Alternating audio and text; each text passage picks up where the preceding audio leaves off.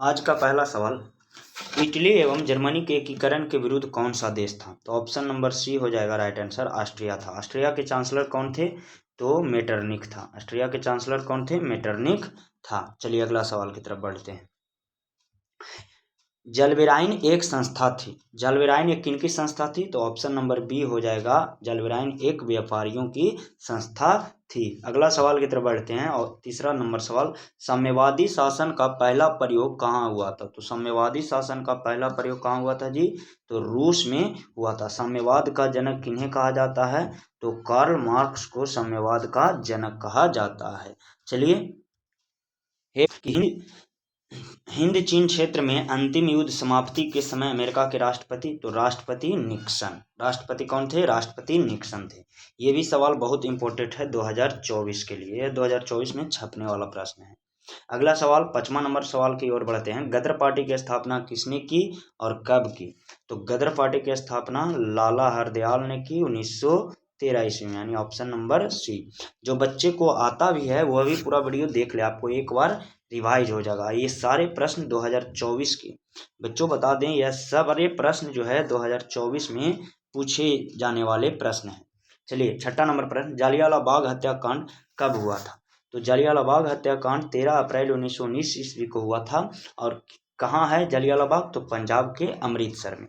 और 2 कारण के कारण हुआ था, ये जान लीजिएगा। तो डॉक्टर सत्यपाल और सैफुद्दीन किचलू को गिरफ्तार कर लिया गया था। उन्हीं को छुड़ाने के लिए भारत के लोगों ने जालियांवाला बाग में एक बैठक बुलाई और उस बैठक में जनरल ओ डायर, ये नाम याद रखिएगा, जनरल ओ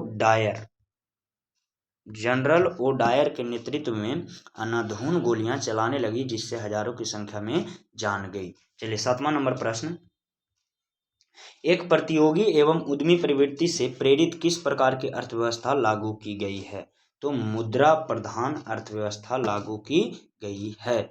चलिए अगला सवाल है जी, आधुनिक काल में औद्योगिक इकाई ने किसके स्वरूप को गंभीर रूप से प्रभावित किया? किसके स्वरूप को? तो ग्रामीणकरण या शहरीकरण? तो ऑप्शन नंबर बी हो जाएगा शहरीकरण।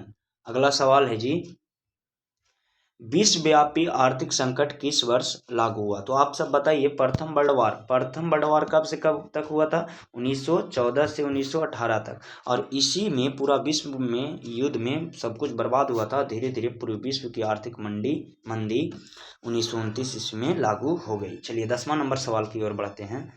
आजादी के बाद समाचार पत्र पर आपत्तिजनक अधिनियम कब बनाया गया? तो इसका राइट आंसर हो जाएगा ऑप्शन नंबर ए, यानी 1951 ईस्वी में। चलिए मित्र अगले सवाल की तरफ, एल्युमिनियम बनाने की में किस खनिज की आवश्यकता पड़ती है? यानी ये सवाल आपको साइंस में भी पूछा जाता है। एल्युमिनियम का मुख्य अयस्क का नाम क्या है? तो बॉक्साइड। बॉक्साइड के बिना एल्युमिनियम का बनाना मुश्किल हो जाता है। चलिए अगला सवाल है, क्वेश्चन नंबर 12, देश में तांबे का कुल कितना भंडार है? देश में तांबे का कुल कितना भंडार है? तो ऑप्शन नंबर बी हो जाएगा जी, 125 करोड़ टन तांबे का कुल भंडार है। चलिए अगला सवाल है, निम्न प्राकृतिक संपदाओं में किसका भंडार सीमित है?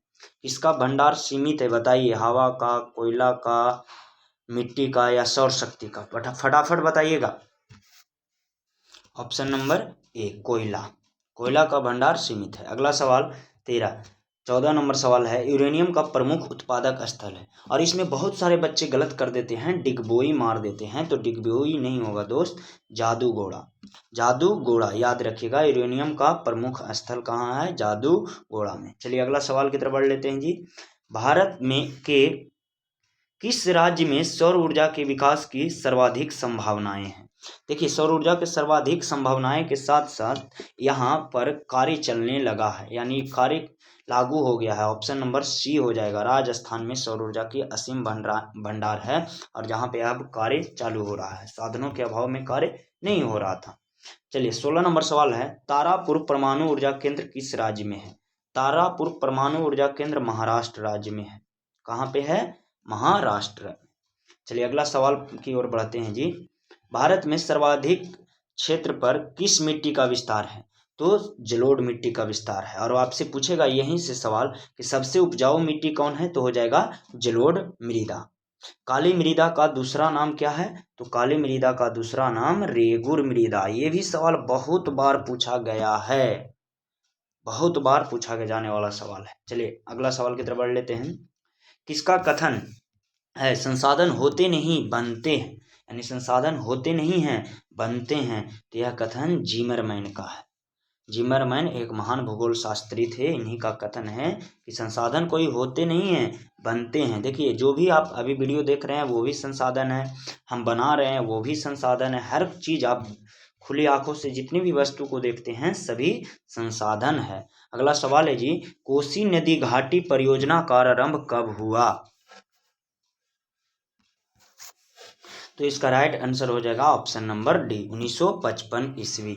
चलिए अगले सवाल की तरफ बढ़ लेते हैं जी। अगला सवाल है, कुशेश्वर स्थान किस जिला में स्थित है? बहुत सारे बच्चे इसमें गलत मार देते हैं, बेगूसराय मार देते हैं। नहीं जी, कुशेश्वर स्थान की बात किया जाए तो यह दरभंगा में स्थित है। अगला सवाल की तरफ बढ़ लेते हैं। अगला सवाल है, दलित और महादलित की एक नई पहचान बना है। कहाँ नई पहचान बना है? तो अपना राज्य बिहार में दलित और महादलित का एक नया पहचान, यानी option number C right answer. अगला सवाल, नस्ल के आधार है, नस्ल का आधार क्या है? नस्ल किस में देखा जाता है? धार्मिक में कोई नस्ल, यानी नस्ल का मतलब हो गया गोर काला, इसका विचार कैसा है, यानी नस्ल मतलब कि खानदानी चीज, तो यह जीव शास्त्र में है। ऑप्शन नंबर ए हो जाएगा। नस्ल का आधार कहाँ है? तो जीव शास्त्र में। समझ में आ रहा है? चलिए अगला सवाल पर चलते हैं। और आपको बता दें यहाँ से बाहर कोई भी नहीं पूछेगा।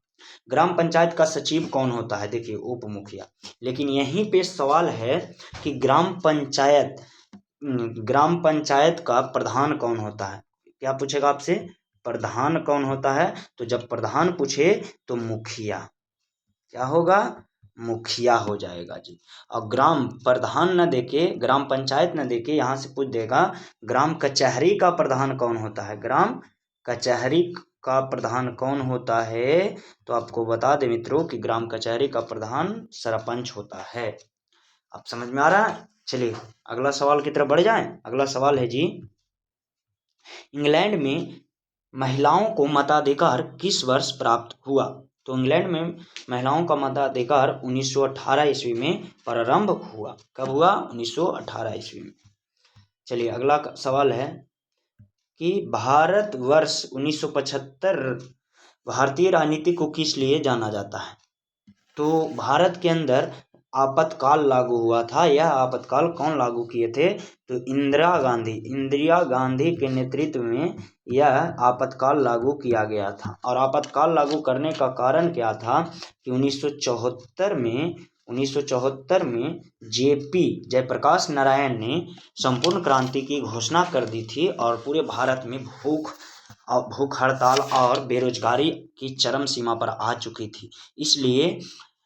इसलिए हमारी माननीय श्रीमती इंदिरा गांधी जी, जो कि अब लेट हो गए हैं यानी डेथ हो गए हैं, देश के अंदर आपातकाल लागू कर दिए थे। और 2 साल बाद 1977 ईस्वी में जनता पार्टी का सरकार बना था। जनता पार्टी का सरकार बना था और जनता पार्टी का सरकार ज़्यादा दिन नहीं रहा, 3 वर्ष तक रहा। जनता पार्टी का सरकार 3 वर्ष तक रहा और 1980 में पुनः कांग्रेस पार्टी ने सरकार बना लिया। और 1984 ईस्वी में इंदिरा गांधी की हत्या कर दिया गया, उनके सबसे पहचान यानी सबसे भरोसेमंद क्या बोलते हैं, अंगरक्षक द्वारा।